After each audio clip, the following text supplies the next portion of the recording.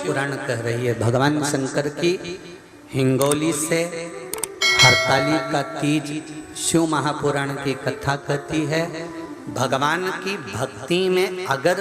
कहीं कोई रुकावट आ भी गई तो उस रुकावट के बाद में हमें भगवान की भक्ति पुनः प्रारंभ कर लेना चाहिए। होता है ऐसा होता है। कई बार हम तीज का व्रत करते थे गुरुजी,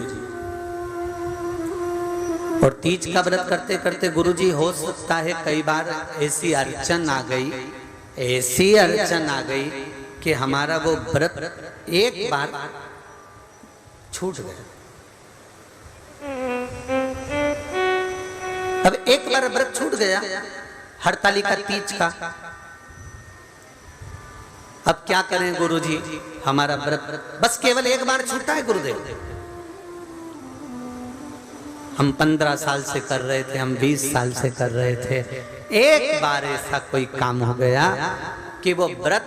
हमारा टूट गया, वो व्रत हमारा नहीं हुआ, तो हमें क्या करना चाहिए। हरताली का शिव महापुराण की कथा कहती है, भूलवश कारणवश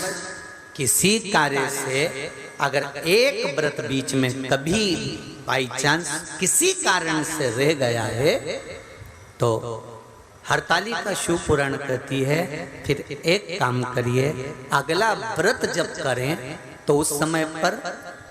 कोई भी शिव जी का एक जोड़ वस्त्र, सौभाग्य नारी का, सुहागन नारी का एक जोड़ वस्त्र, सौभाग्य की बांस की पिटारी, उसमें सौभाग्य की सामग्री रखकर शिव जी के मंदिर में जाकर पूजन कर कर